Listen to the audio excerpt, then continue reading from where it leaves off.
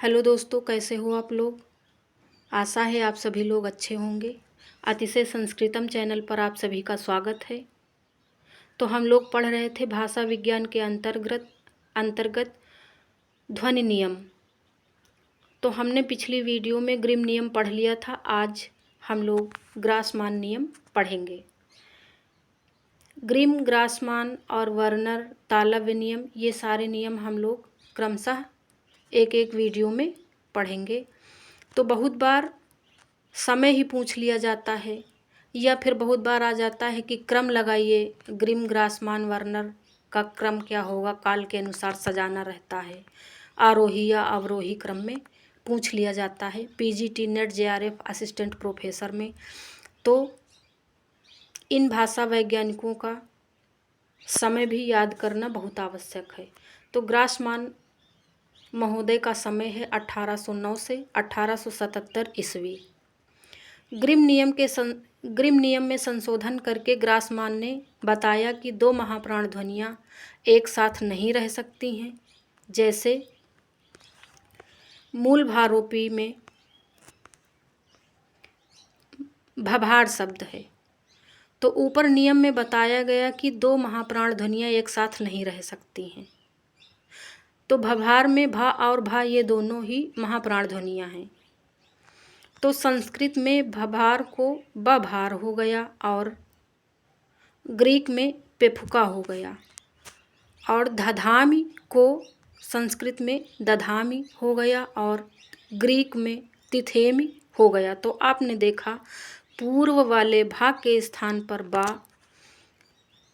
और ग्रीक में पा हो गया, और दधामी में पूर्व वाले धा के स्थान पर संस्कृत में दा हो गया और दधामी बना, तथा ग्रीक में ता हो गया, तिथेमी बना। ये जो बभार और दधामी है, ये दोनों उदाहरण बहुत ही पूछे जाते हैं। इस नियम में ये बहुत पूछा जाता है, तो कृपया इन उदाहरणों को ध्यान से दो एक बार देख लें। फिर तीसरा नियम है वर्नर नियम। वर्नर का समय है 1846 से 1896। समय याद रखेंगे।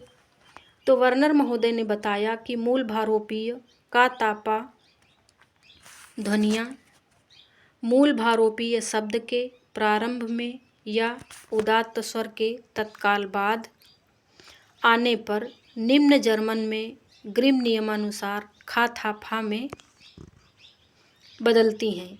वस्तुतः वर्नर ने कोई नया नियम नहीं प्रतिपादित किया, बल्कि ग्रिम नियम में मात्र संशोधन किया।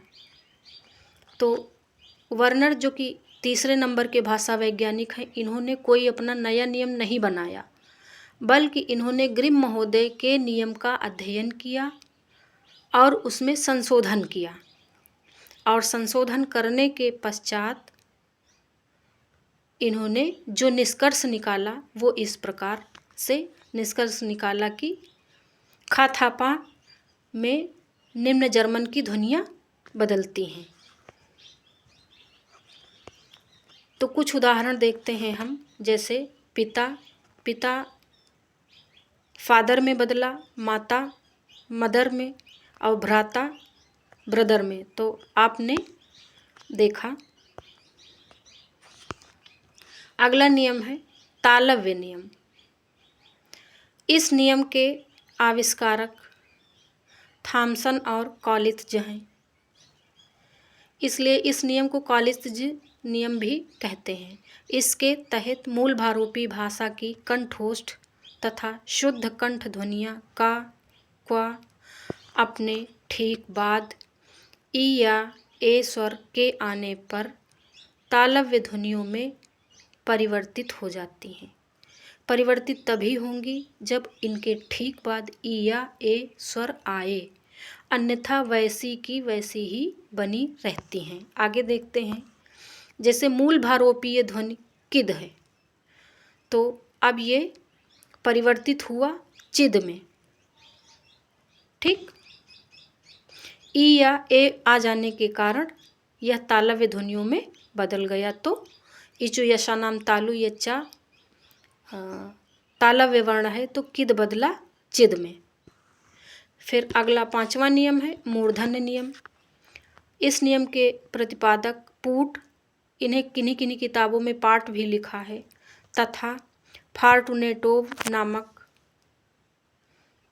वैज्ञानिक ने ये नियम बनाया।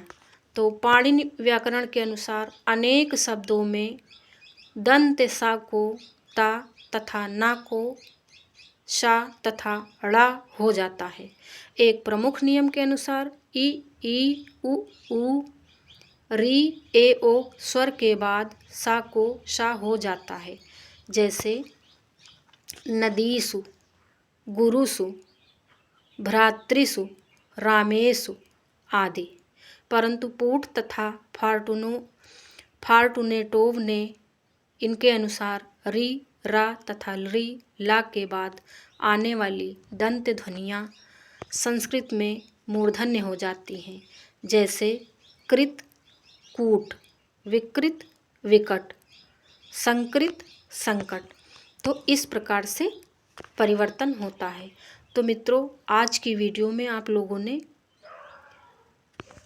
ग्रासमान, वर्नर और तालव्य नियम, मूर्धन्य नियम, ये सारे आपने पढ़ लिया है।